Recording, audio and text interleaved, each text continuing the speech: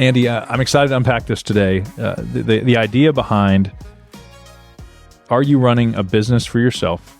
Are you just a really rough boss? Is your business an advisor like a hobby where you're like, I just want to make enough money to have the lifestyle I want?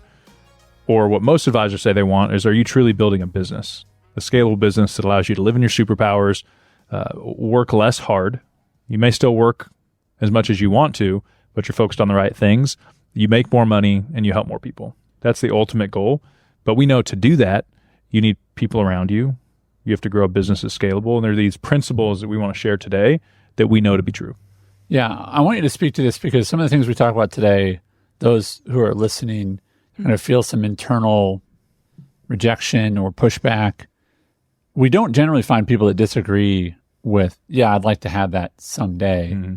So what are the things, as we talk about hiring, that advisors push against either because of habit or self-imposed limitations, or where's the tension going to be for those who are, just so we can call it out in the very beginning, so when it shows up, you're aware of it. Where is the tension in talking about hiring and building a team? That question makes me think about different times in my life to where I heard somebody that was more experienced or older than me say something and it didn't land at all. Like I was like, that makes no sense to me. And years ago, my instinct was like, that they must be wrong. I lived long enough now and had enough business experience that I've had these moments like where I've had an epiphany and I'm like, I remember when that person said that 5 years ago and they were 100% right. It was just at the moment I couldn't understand it. Therefore, and also at that stage didn't have enough curiosity to be like, okay, I've heard enough people say this thing. There's probably something to that. How do I avoid someday being late to the game and being like, oh man, like they were right all along? And so I think every advisor should have the superpower of curiosity. Really any business owner should. And so as we share things today, and what we'll share, and this is usually the way we talk, is these aren't really suggestions. Like these are truths that we know because we coach hundreds, if not thousands of advisors. And we have a large enough group now to look and say, oh, look at these common themes. Yeah. And there's the average path that we talk about where these advisors stay frustrated. They maybe make enough money to pay their bills, but they're still left wanting. Their success can become a trap for them where they end up resenting people who are paying them because they've built, it's like, hey, give me more, give me more, give me more. And people keep saying, yes, that seems great until it overwhelms them. Their success can actually overwhelm them if they're not thinking the thoughts that we're going to share today. Yeah. And there's a season, if you're new to the business, like, grind it out. Learn a lot. Study late at night. Like have a schedule to where you're benefiting your future self a lot. But if you've been in this business for 4 or 5 plus years, you should start having a scalable process that you're not doing everything. You're not wearing every hat in your business. And so we want to speak. If you're brand new, we're painting a vision for you of what to think about. And our goal would be is that you get there a lot faster than maybe the industry would have you get there. Yeah. But there's a lot of you we're speaking to that have been in this kind of middle career phase to where you're still fully engaged and you're like, I want to do better, but I have a family or I want to travel. Like I have wants and desires for my life, but now this thing I've created is standing in the way of that. And then it does create some resentment, or, you become the boss that as an advisor, you're not happy with. Because you're not making enough for everything you're sacrificing. Yeah. And you may be listening and say, hey, I'm on kind of the more tail end of my career. I don't feel like making a lot of change. We've advisors in our community that have been in the business for 30 plus years that still want to learn. Mm-hmm. And so my hope is there's still something in here that you will grab that you can run with, because where is your business going next? Are you cultivating a new advisor? And so all this stuff, but at the end of the day, you need a team, and we're going to talk you through each important hire I've made, lessons I've learned, but also like, what does that person actually do for the team? And we are going to include, so there'll be a link in the show notes to go get the job descriptions of the 3 jobs we talk about. And I want to encourage you who are listening that most people that we survey and talk to, Sten, we know that they want to stay in the business, usually 15 plus years. So they've got, if you're listening, you likely have lots of runway left. You're not like, oh, I'm on the way out. It's, even those in their 50s, they're like, I like the business. I want to stay in it, which is great. So this can be applied if you've been in the business 3, 4. I mean, I was talking to Patrick the other day. He and his wife had a baby and named him Samuel. Hey, I know. Maybe I had a little influence on that, but congratulations to Patrick and his wife, members of our community. So the idea that he's still kind of young in the business, but he's ready to hire. So we know that hiring unlocks something. Yep. It unlocks time, unlocks potential. So I want to talk about the 3 different positions that you brought in and what are the advantages of bringing in someone in that position, and what are maybe the concerns you might have if you bring them in and don't handle it well. Like where can it get messy? Before we jump into these 3 that are a little more nuanced, I think the first hire that all of us know we need, most of us eventually get to, but a lot of times too late, is just that relationship manager. It's your first key person that is processing applications, moving accounts, scheduling meetings. That is a role that you should have as soon as possible. Yeah. For most advisors, tomorrow. And we know over and over again, we've never had anybody come back to us and say, man, I wish I didn't hire that. It's like, I can't believe I waited so long to do it. I've given 60% of my non-revenue generating activity away, and now I can focus on just serving my clients, getting new clients. Like, that is what you need if you're ready to scale your business. So that's important. Do that well. We have a lot of best practices for our community on how to find that person and how to hire them well, but that should be your first one tomorrow if you can. Yeah, I'm sorry I didn't mention it. That was sort of like you need to do that. Yeah, but the ones that we're going to unpack today are the ones that, okay, I have my relationship manager. A lot of advisors get to that point, but then they stop. Yeah. And so they're still doing so many things they shouldn't do. They've recognized that, there's the obvious things that I can have a team member help me with, but there's more beyond that continue to unlock different levels. Right. And that's where we want to push you today is, okay, great. You've got someone, by your side. It's taking all these things that you shouldn't be doing. And you know that. That's simple. Those are the easy ones. I don't even like doing those things. I'd love to give them away. Yep. But what about those things that you're okay at and maybe good at? Like, how do you give those things away so you can really, truly live in your superpower? So I'll let you. Yeah, we'll jump into kind of the next hire I made was a paraplanner. It was as soon as I hired that first administrative assistant and relationship manager, they were able to take away all the processing, which represented about 60% of my time. Wow, dude. As a new advisor, which was wild. It was also uncomfortable because I'm like, what do I do with all this free time? The busyness can make you feel good at work. You're like, wow, what a great day. But you made no money. Just grinding, filling out You just touched apps, a bunch of stuff. sitting on hold. Woo. Right. Yeah, that's right. Yes, I'll hold. Fighting with underwriting Yes, and I'll ACAT hold. departments. Yeah. Not revenue generating activity. And long term will just leave you frustrated. So finding somebody that's better at that can do those things really well, because more people can do that. Less people are licensed financial advisors to focus on those things. But that still left me with meeting prep, portfolio analysis, all these things that I don't have to do myself, that I can train somebody to do, or somebody can do 80% of it. It's that idea of the 10-80-10. Yeah. Is all speaking to the first 10%. Can somebody run it at the next 80, and then I come in for the last 10? I had this picture the other day as you were working with Nate.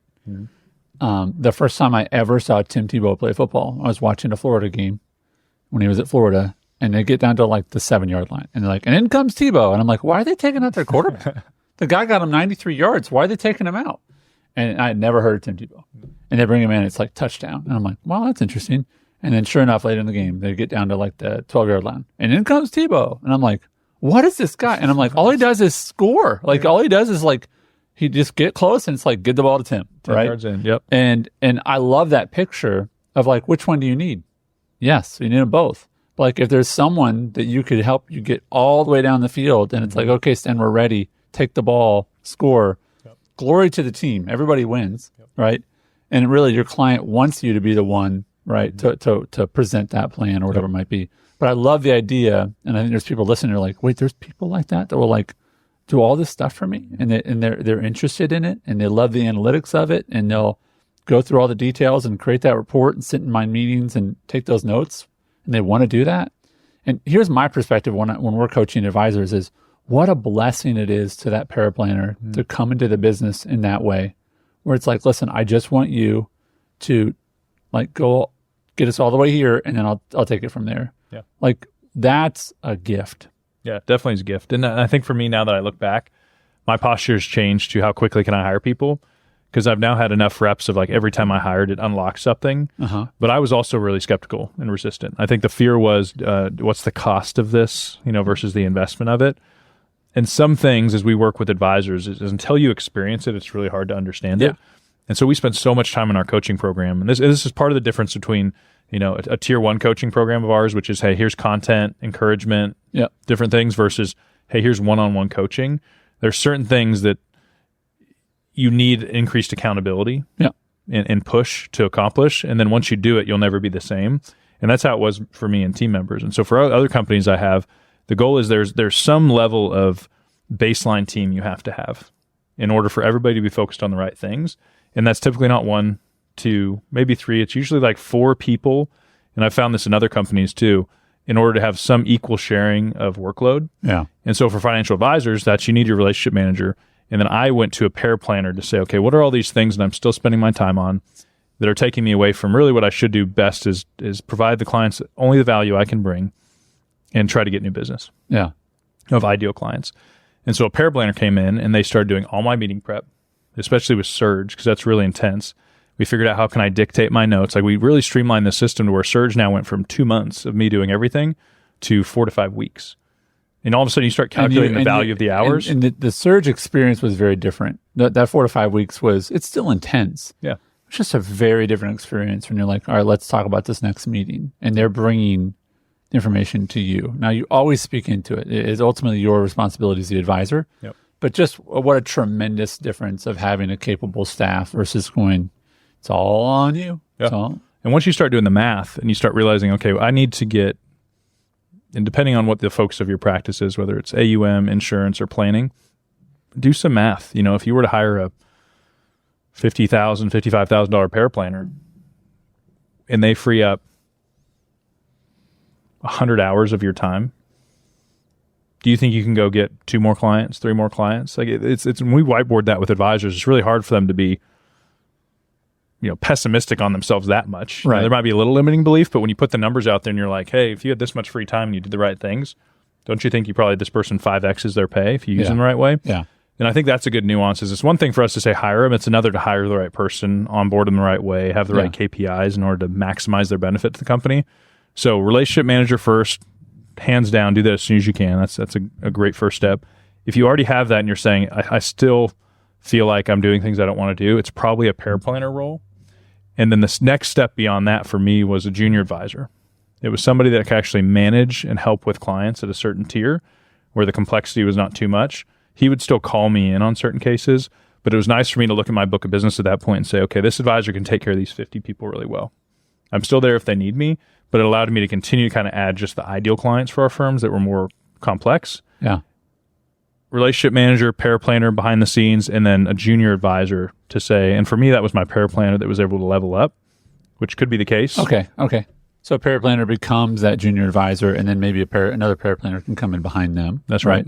Because there's always people, and again, like contrast, picture yourself coming to work for Sten and his system as a young person who's new to the business, and you have a salary, and you get to work inside of a stable company, and yet you don't have to go do what most of you have done who are listening or watching to start your, which is like, are you kidding me? How great that would be. Oh, yeah. So then you grow them up into an advisor and a better advisor because they got their CFP by then. You've made them get one of those. Yeah, we set the bar high. Yeah, the things you have to do, CFP within a year. Yeah, you're sitting in meetings. How many different kinds of transactions and clients do you see? How many meetings do you get to sit in on? And you don't have to sell with them. You just our paraplanner now was at a firm for 2 years and never was in a client meeting. Yeah, a month into ours, he's in really 6, 7, 8 a month. Oh my gosh. Yeah, so for him, just that alone. Oh yeah. He got paid a little bit more, but just like give me the reps because he eventually wants to be an advisor someday. And not all want to. Some paraplanners are like, I just love to be behind the scenes on a team crunching numbers, and that's great. I don't know yet when I get somebody young. I usually say that paraplanner role is 2 years. By the end of 2 years, we should have an idea of like, can you start serving clients or do you want to kind of stay behind the scenes? Yeah. But yeah, that's a great value. If that paraplanner can level up into an advisor, which a lot of them want to, give them that path. Yeah. Beyond that, so imagine you have a relationship manager, 1 or 2 of them, depending on the size of your book of business, really serving clients well, taking care of everything from once a client says yes, they onboard them, get everything, the money transferred over, the policies approved, whatever it is. And then they bring me back in to kind of have the meeting and say, okay, what's the process? And then beyond them saying yes, getting on board as a client, assets, insurance being moved over, then I have a junior advisor that can sit there and run point with me. So now what that world looks like for me is that I'm told we have a client meeting. Somebody does all the prep for me. I see it 1 to 2 days ahead of time. I go to the meeting, sit down, do my thing for an hour. Somebody's in there taking all the notes for me. Afterwards, they send the follow-up email and the next steps, and I just am told what to do next. Like that years ago, maybe it was 4, 5, 6 years ago, that seemed impossible. Yeah. And you might be listening right now being like, Sten, that's the dream, but there's no way I can attain that. If I told Sten 6-7 years ago, you would have this level of monthly payroll, I would say that's way more than I even think I'm ever going to make. You would probably say, no, thank you. Like, sincerely. Oh, yeah, like, it felt like a lot. I'm good. I don't really want that, right? Yep. Because all you're thinking at that point is cost. That's right. Right. Imagine having rent this much. Like, why would I want rent that much?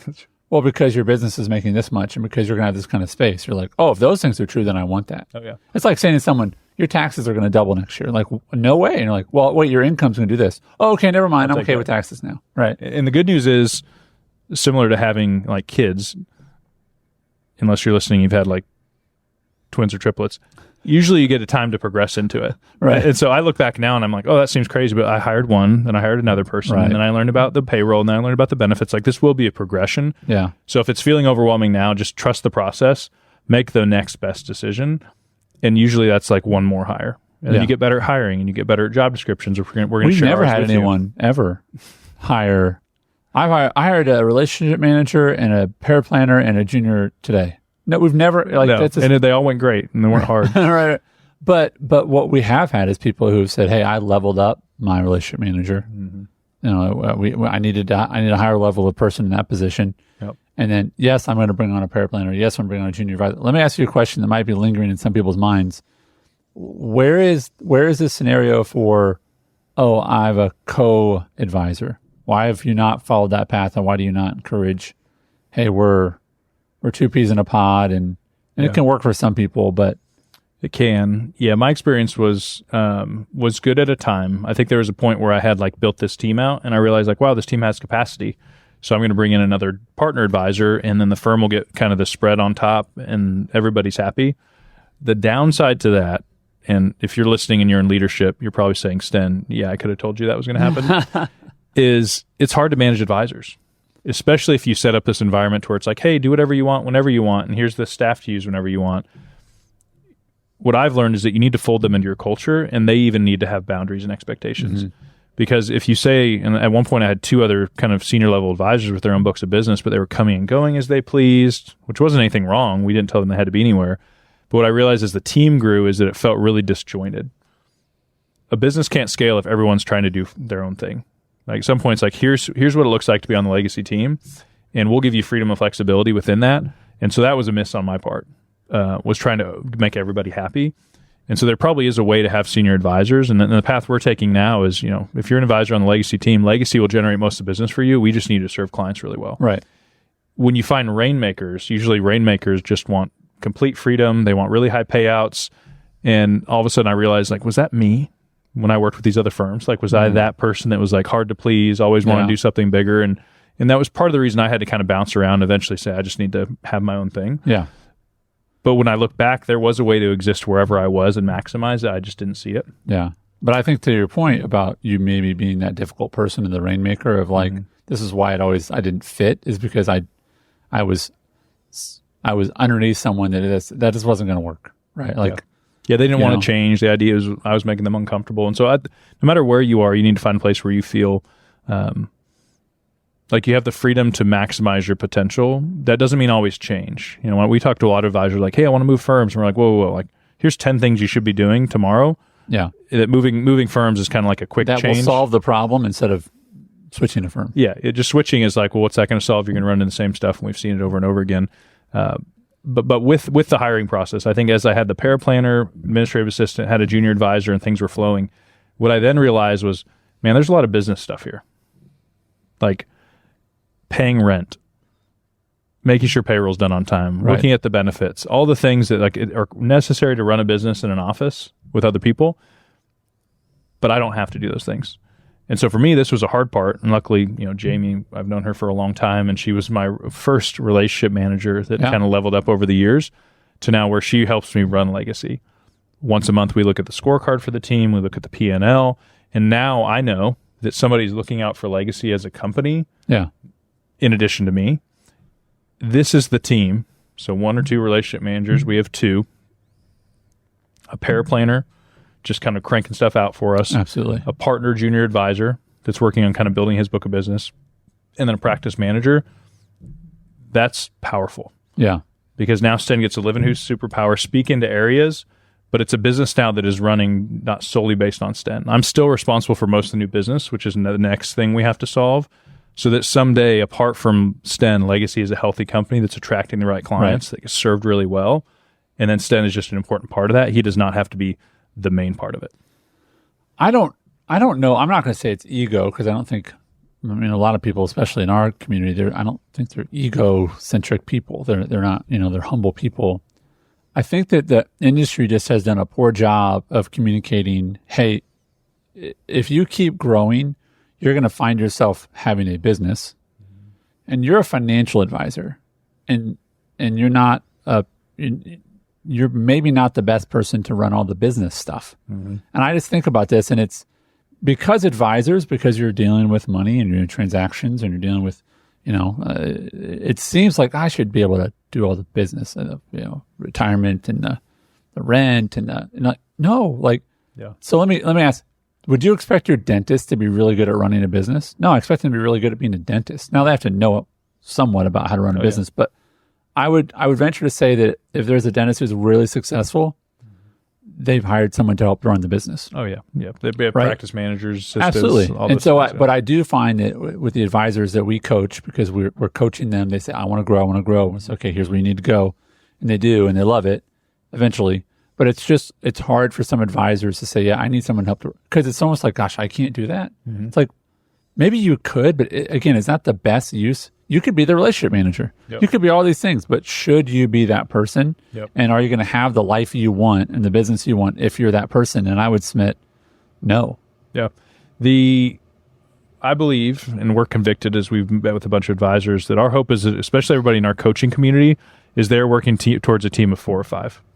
That doesn't mean you have a team of 100, 200. Like, you may not be trying to build this huge firm empire. Those are out there, and people that do it have a different set of problems dealing with a lot of advisors, and they make good money doing it. But the idea of, like, I'm an advisor with 1 assistant, you're not reaching your potential. We would try to push you out of that comfort zone to move towards this 4 or 5 team approach, to where you have very clear things where everyone is living in their superpower. Yeah. And finally, you are becoming at that stage a business owner, to where you could leave for a month or 2 and your business would still work well. Your clients would be happy. Right. And the advisors we coach and talk to, that's what they want. And so what does it look like? What are the steps? And so as you look at the job descriptions in the show notes and start unpacking, what does your current org chart look like and what could it be? Feel free to reach out to us. We talk about this stuff in our live events, with our coach Jared, because as you go into next year and you are starting 2024, my guess is on your biggest goals should be more team, more help. Whether that's outsourcing, I'd usually say don't. I'd usually say don't do part-time. Push through the fear and hire somebody really good, and then figure out how to pay them. Because the good news is you don't have to write a paycheck all up in advance. Right. Do you have enough, in reserves, or can you look at your practice and say, I have 3 to 4 months here to vet this person? And if 90 days is in and they're not doing what they should do, well, then pivot. But what we know is that you need to start doing it to get better at hiring and better at using team members, because that's the future of your practice.